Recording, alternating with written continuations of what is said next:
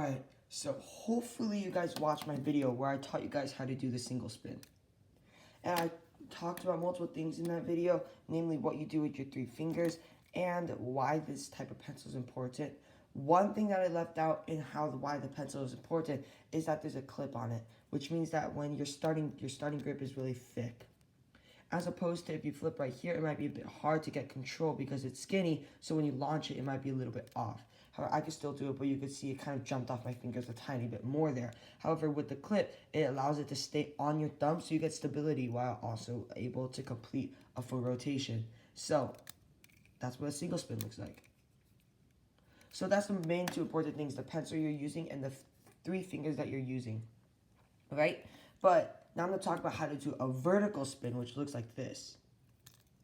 It's basically this, but you tilt upwards and do it vertically. And now this one, though it's not much harder, I would say, it looks a lot more impressive for your friends and whoever's watching you do this. So, a couple tips on why the vertical is different than the horizontal. All your mechanisms for your hand is the same. This is the single, and then you twist, and this is the vertical. So if you watch the video on how to do it horizontally, then you should watch these 3 fingers to know how you're flipping them vertically. So go back and click that video if you haven't already. But if you're staying here already, I'll just do a short overview of it. This finger is the finger rotates around. This is the finger that goes back and catches, and this is the finger that actually launches and gives it torque. See, in the starting position, I launch back with this.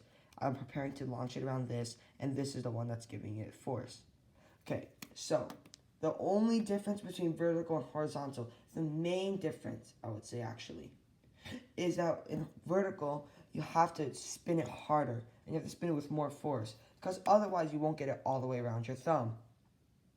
In horizontal, you can do it even lightly, and it'll still go around. See, even there I messed up, so you have to do it even harder. See, I'm trying to do it as light as possible.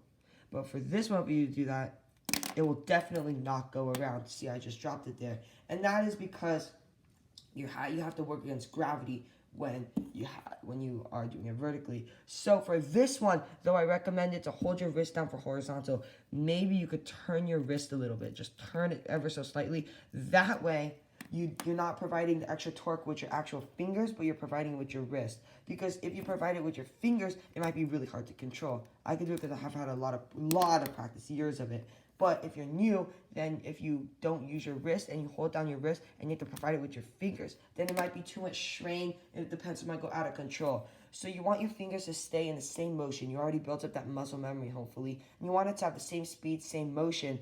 However, just have the wrist provide the tiny bit of extra torque. And what that does, helps you provide torque, but still gives you stability to do it. So that's how you do the vertical spin.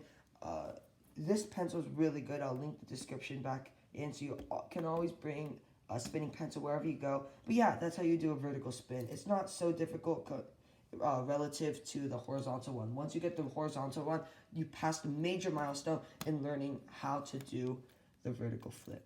Bye!